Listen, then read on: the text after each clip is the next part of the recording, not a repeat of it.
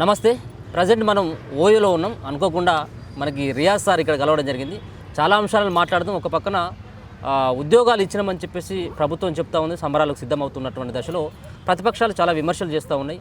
అంతేకాకుండా కాసేపటి క్రితం కేటీఆర్ మాట్లాడుతూ ముఖ్యమంత్రి పైన కొన్ని కాంట్రవర్సీ కూడా కామెంట్లు కూడా చేయడం జరిగింది. ముఖ్యంగా ఆ విషయం గురించి ఒకసారి రియాజ్ గారితో మాట్లాడుతూ గ్రంథాలయ చైర్మన్ గారితో. సార్ నమస్తే. నమస్తే. మీరు ఇక్కడ ఓయూలో కలవడం నిజంగా కూడా హ్యాపీగా ఉంది. ఎందుకంటే మీరు లైబ్రరీ చైర్మన్గా మొదటిసారిగా మళ్ళీ ఇక్కడ ఓయూలో మిమ్మల్ని ఇంటర్వ్యూ చేయడం. ముందుగా కాసేపటి క్రితం కేటీఆర్ మాట్లాడుతూ మీ ముఖ్యమంత్రి రేవంత్ రెడ్డిని ఉద్దేశిస్తూ చిట్టినాయుడికి మైండ్ దొబ్బింది అన్నటువంటి వ్యాఖ్యలు చేయడం జరిగింది.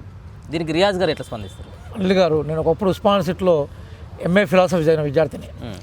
ఇక్కడే అమెరికన్ స్టడీస్ రీసెర్చ్ సెంటర్లో నా అంతర్జాతీయ రాజకీయాల మీద, అంతర్జాతీయ సంబంధాల మీద నేను రీసెర్చ్ చేసిన వ్యక్తిని. అక్కడ ఉస్మానియా యూనివర్సిటీ పట్ల నాకు ప్రేమ అవిభాజ్యంగా ఉంటుంది. విషయానికి వస్తే ఏంటంటే, ఈరోజు తెలంగాణ తాత్విక మీద, తెలంగాణకు సంబంధించిన భౌగోళిక ఆర్థిక రాజకీయ పరిస్థితుల మీద సంబంధం లేకుండా కేటీఆర్ గారు చెలరేగిపోయే ప్రయత్నం చేస్తూ ఉన్నారు. నేను కేటీఆర్ గారిని ఒకటే అడుగుతున్నాను, అదేంటంటే తెలంగాణకు సంబంధించిన భౌగోళిక రాజకీయ ఆర్థిక పరిస్థితుల మీద నీకున్న జ్ఞానం ఏంటి? చర్చకు వస్తావు ఉస్మానియా యూనివర్సిటీలో. ఆయన పేరే ఆంధ్ర రిఫ్లెక్ట్ చేసే పేరు. ఆయన తండ్రి స్వయంగా చెప్పుకున్నాడు, నా కొడుకు ఈ పేరు ఎందుకు పెట్టుకున్నా ఆయనే చెప్పుకున్నాడు. సార్, నేనైనా పర్సనల్ విమర్శలకు పోవట్లేదు. ఎందుకంటే కేటీఆర్ తన పరిధిని దాటి ఒక రాజకీయ అధికారానికి దూరమైన తర్వాత ఒక నిబద్ధత, నిజాయితీతోటి లేదా నిబ్బరంగా ఒక స్థితాప్రజ్ఞతోటి వ్యవహరించాల్సిన కేటీఆర్ ఈరోజు పాపం అధికారం పోయిన తర్వాత జీవితం అయిపోయిందనే ఫీలింగ్లో ఉన్నాడు. రాజకీయాల్లో గెలుపు ఓటములు ఉంటాయి అనిల్ గారు. కాంగ్రెస్ పార్టీ కూడా 10 సంవత్సరాలు ఈరోజు అధికారం లేకుండా ఉండి 10 సంవత్సరాల తర్వాత ప్రజల దీవంతో అధికారంలోకి వచ్చింది. రాహుల్ గాంధీ గారు మొత్తం ప్రపంచంలో ఏ నాయకుడు ట్రోలింగ్ గురి కానంత రాహుల్ గాంధీ గారు ట్రోలింగ్ గురైనరు. ఈరోజు భారత ప్రజలు రాహుల్ గాంధీ వైపు ఆశగా చూస్తున్నారు. అంధేరిమే ఏక్ చింగారి రాహుల్జీ అంటున్నారు. అంటే రాజకీయాల్లో నీ పరిణితి పెరగాలి.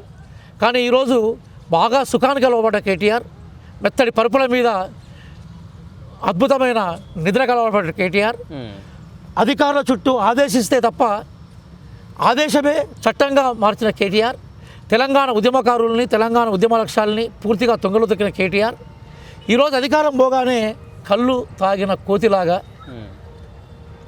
పాపం ఏడుపు తప్ప మరేం లేని విషయంలో అరుస్తూ ఉన్నాడు. కేటీఆర్ అరుపులే తప్ప, కేటీఆర్ ఆక్రోశమే తప్ప ఆయన అరుపులకి, ఆయన నిందలకి, ఆయన ఆరోపణలకి ప్రజలు నవ్వుకుంటున్నారు తప్ప కేటీఆర్ ఒకప్పుడు రాజకీయ నాయకుడు అనేవాడిని ఇప్పుడు కేటీఆర్ని బఫును చూస్తూ ఉన్నాను. పాప కేటీఆర్కి బాగా దిగజారిపోయాడు. 10 నెలలు కూడా కాలే కదా పవర్పై. 10 నెలలకి ఎంత ఆగమాగం అయితే ఇంకో 10 నెలల తర్వాత కేటీఆర్ ఏమవుతుందో నాకు అసలు అర్థం కావట్లేదు. కొట్లాడాలి కదా సార్, రాజకీయాలు కొట్లాడాలి కదా. కొట్లాడాలి, నీ ధైర్యం ఏందో చూపెట్టాలి, నీ సిద్ధాంతం ఏందో చెప్పాలి, అవతల వాళ్ళకు ఉండే లోపాలు ఎత్తు చూపాలి. కానీ చిన్నపిల్లలాగా మన దగ్గర కాళ్ళు కొట్టుకుంటూ మారం చేస్తారు చూసినావా, అట్లా మారం చేసే ప్రయత్నం చేస్తున్నాడు. ప్రజలు నిన్ను ఆల్రెడీ నెత్తిమీకి 2 దెబ్బలు కొట్టిండు కదా. పార్లమెంట్ 4 దెబ్బలు కొడితే భూస్థాపితం అయినావు కదా, బయటికి రా నువ్వు, సైద్ధాంతపరంగా పోరాటం చేయి. కానీ ఈరోజు వాళ్ళు కంప్లీట్గా రేవంత్ రెడ్డి గారిని లక్ష్యంగా చేసుకుని రాజకీయాలు చేయాలని ప్రయత్నం చేస్తున్నారు. తప్పది. ఇప్పుడు 28 సార్లు రేవంత్ రెడ్డి ముఖ్యమంత్రి అయిన తర్వాత ఢిల్లీకి పర్యటనకు వెళ్ళడం, 28 సార్లు వెళ్ళిండు, 28 రూపాయలు కూడా తీసుకురాలేదు ఇప్పటి వరకు. మొన్న జరిగినటువంటి అదానితోటి ఒక చీకటి ఒప్పందాలు చేసుకోవడం జరిగింది, దానికి మొట్టికాయలు కూడా వేయడం జరిగింది రాహుల్ గాంధీ. అందుకోసం అని చెప్పేసి ఢిల్లీకి రమ్మన్నాడు అన్నటువంటి వ్యాఖ్యలు కూడా చేయడం జరుగుతుంది. ఇప్పుడు మిమ్మల్ని కూడా అడుగుతున్నాను, టీఆర్ఎస్ బీఆర్ఎస్ పరిపాలన చేస్తున్నప్పుడు ఎమ్మెల్యేలు ఎంపీలందరూ ఎక్కడ ఉండేది? హైదరాబాద్లో ఉండేది. వాళ్ళ నియోజకవర్గంలో ఉండకపోయేది. ఎందుకోసం అంటే రాష్ట్ర రాజకీయాలకు హైదరాబాద్ కేంద్ర బిందువు. హైదరాబాద్లోనే వాళ్ళ అధిష్టానం ఉంటుంది కాబట్టి అధిష్టానం కలిసేందుకు వచ్చేది. 24 గంటలు కేటీఆర్ చుట్టూ, కేసీఆర్ చుట్టూ, హరీష్ రావు చుట్టూ, కవితమ్మ చుట్టూ అదే ఎమ్మెల్యేలు ఎంపీలు తిరిగేది కదా. ఈరోజు మా రాజకీయ పార్టీ కాంగ్రెస్ పార్టీ జాతీయ రాజకీయ పార్టీ, మా రాజకీయ పార్టీ కేంద్ర బిందువు ఏది? ఢిల్లీనే. మా జాతీయ నాయకత్వం అంతా ఢిల్లీలో ఉంటుంది. రెండోది, భారతదేశం యూనియన్ ఆఫ్ స్టేట్ కదా. మొత్తం టోటల్గా కేంద్రం చేతుల్లో 100 అధికారాలు ఉన్నాయి, రాష్ట్రాల చేతుల్లో 50 పైగా అధికారాలు ఉన్నాయి కదా. ఉమ్మడి జాబితాలో అధికారుల మీద కూడా కేంద్రం చేసే చట్టం అవుతుంది కదా. కాబట్టి మనకు నిధులు రావాలన్నా, అట్లాగే మా కోరికలను చెప్పుకోవాలన్నా, లేదా ఇక్కడ పన్నులు ఢిల్లీకి పోతే మా పన్నుల్ని, మా వాటాను మేము తెచ్చుకోవాలన్నా కూడా ఎక్కడికి పోవాలి? ఢిల్లీకి పోకుంటే మేమన్నా శ్రీలంక, కొలంబోకి పోతామా, చైనా బీజింగ్ పోతామా? ఢిల్లీ మా పొలిటికల్ హెడ్ క్వార్టర్, మా రాజకీయ పార్టీగా పొలిటికల్ హెడ్ క్వార్టర్. అడ్మినిస్ట్రేటివ్ పరంగా కేంద్ర ప్రభుత్వం ఢిల్లీలో ఉంటుంది, కేంద్ర మంత్రులు అక్కడే ఉంటారు.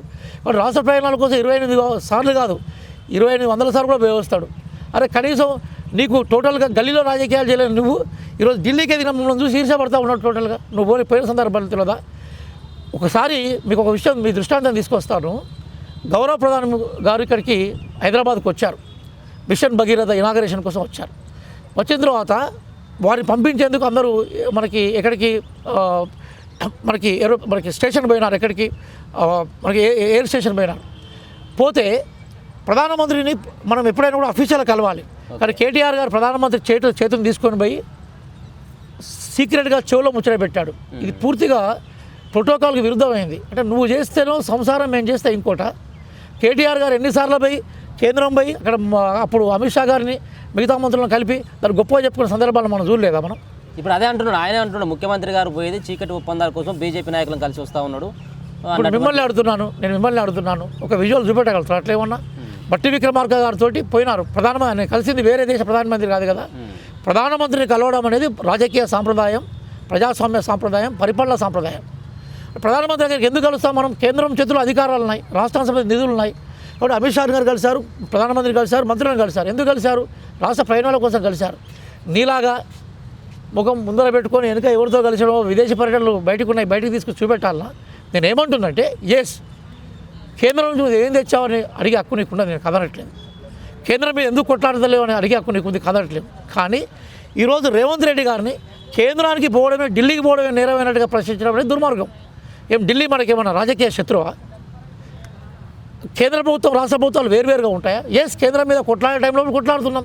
ఈరోజు పార్లమెంట్లో మేము అదాని మీద ఫైట్ చేసినాం. మా రాష్ట్రానికి సంబంధించిన ఎంపీలందరూ కాంగ్రెస్ పార్టీ వైపు నుంచి అదాని ఫైటింగ్లో ముందు వరుసలో ఉన్నారు. మొత్తం ఎంపీలందరూ, కడియం కావ్య కావచ్చు, కిరణ్ కుమార్ రెడ్డి కావచ్చు, మా ఎంపీలందరూ మల్లు రవి గారు కావచ్చు, మొత్తం ముందర నుండి ఫైట్ చేస్తున్నారు. మిగతా ఎంపీలందరూ ముందర నుండి పనిచేస్తున్నారు. ముఖ్యమంత్రి లేనట్టుగా కనబడుతుంది అదానితోటి ఒప్పందాలు అన్నట్టు. ఒక విషయం తెలుసా, రేవంత్ రెడ్డి మొనగాడు చెప్తున్నా మళ్ళీ నేను, 100 కోట్ల ఒప్పందాన్ని సిద్ధాంతం కోసం, అట్లాగే మా రాజకీయ నాయకత్వం కోసం మేము నిలబడ్డ బాట రైట్ అని చెప్పడం కోసం 100 కోట్లను త్యాగం చేశాడు.